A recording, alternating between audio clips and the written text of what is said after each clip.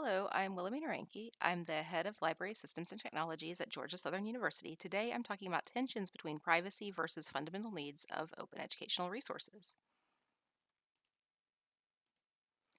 First off, why should we care? Both libraries and the open educational community have reasons to value privacy. For the library community, privacy is a longstanding value, and libraries are often deeply involved in OER. The library tends to be somewhere where all academic disciplines are using resources. Libraries tend to spend money on material to where when open resources get adopted, libraries get a cost savings. So libraries have an economic interest in there being open research and educational materials to save money on acquisitions. And libraries tend to run publishing programs to where they're able to assist with publishing and sharing out open educational resources once those have been created. Privacy is a long-standing value for libraries. It's written into the Library Bill of Rights promoted by the American Library Association. I put the quote there on the slide. All people, regardless of origin, age, background, or views, possess a right to privacy and confidentiality in their library use. Libraries should advocate for, educate about, and protect people's privacy. Then, for the OER community, privacy is not as clearly stated value, but open educational resources has a social justice aspect to it. Open educational resources are fundamentally about social justice issues like better access to information, having someone be able to study without the cost of materials being a barrier, and about promoting equality. And OER is kind of sort of based in technology. Definitely the potential for technology to get rid of printing costs and to decouple the content from the physical media that content is printed on is part of the potential of OER. Remixing, sharing, making copies, that's all easier with digital.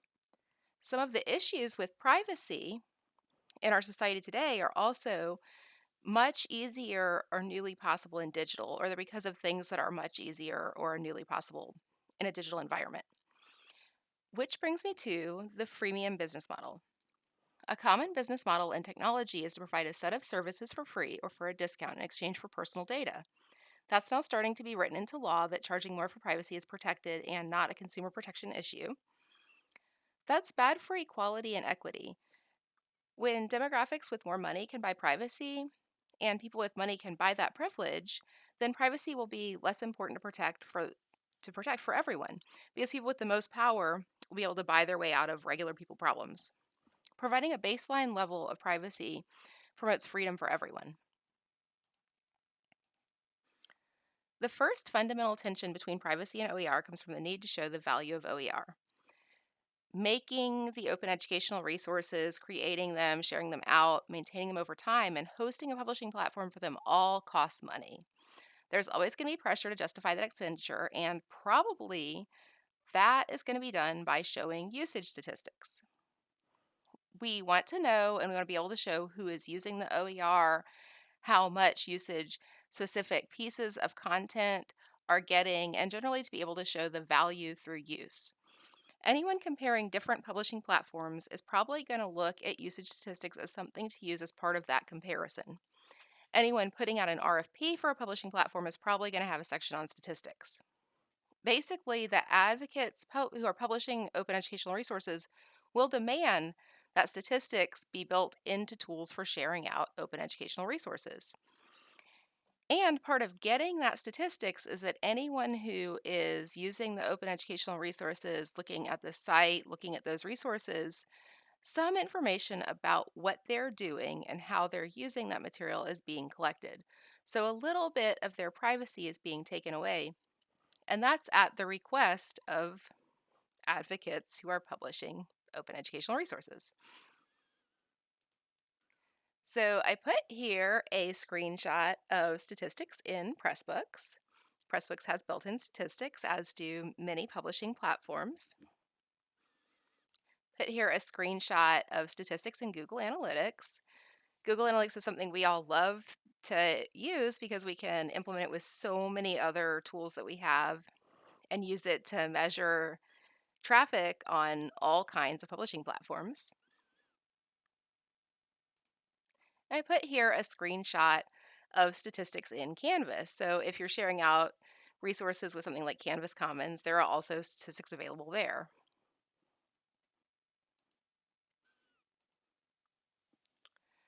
The next fundamental tension that I want to talk about is that there's a demand for an open educational resources platform to be able to share grades, progress, and completion information with learning management systems. Interoperability and dropping grades into an LMS is something that teachers want. When I was working more directly with OER and with digital publishing in Florida, a conversation that would happen with faculty would go something like this. I would say, you can upload OER to the repository. And faculty would want quizzes that put the grades in the learning management system, and they want all kinds of interactive content and interoperability. And I would be like, you can upload a PDF. And that would not necessarily go over so well. Good open educational resources done right will also be easy to implement. Dropping grades in the learning management system makes it easy for teachers and faculty to grab something and be able to integrate it right in, and it really helps adoption. And as it turns out, we have the SCORM framework for being able to pass off the completion and grade information to a learning management system and pass off information about progress through learning resource, grade information for learning resource, and completion information. In open educational resources, we have our 5 R's. Those are about open aspects, but stepping back and looking at what makes a good learning resource, period, whether that's open, licensed, or proprietary, making it easy for teachers to grab it, use it, and get the progress and completion information automatically into their course, that's what's driving adoption. That makes it easy for people. It's not unique to open. This is about sharing information to the LMS applies to all the learning resources. And in order to compete, open educational resources should be doing that. For any learning resource, the easier it is for teachers and the more value it brings, the more likely teachers are going to be to use it. Interoperability and sharing grades is a killer app feature that teachers want. There is a standard for that. SCORM, the Shareable Content Object Reference Model. It's been around since 2000 and it's built into all the major learning management system platforms. It's also built into many publishing platforms that are specific to education or to education. And at the core of that SCORM framework, it's passing information about an individual student or a learner's progress through a resource.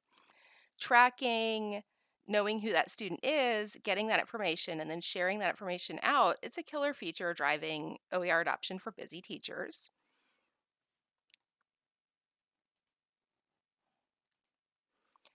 I hope that this got people thinking more about the issues. These fundamental needs of OER, needing statistics to show the value, and a desire for the, or needing that ability to share out completion information to a learning management system, those are pretty fundamental to the survival and adoption of an OER program.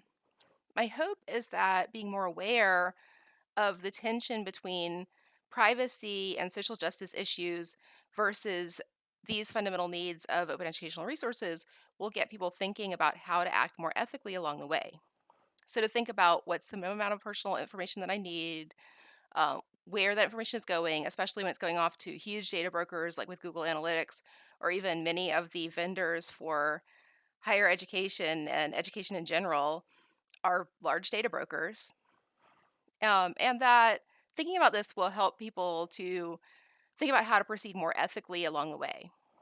And especially think about what's a baseline level of privacy that we want to ensure for everyone using OER.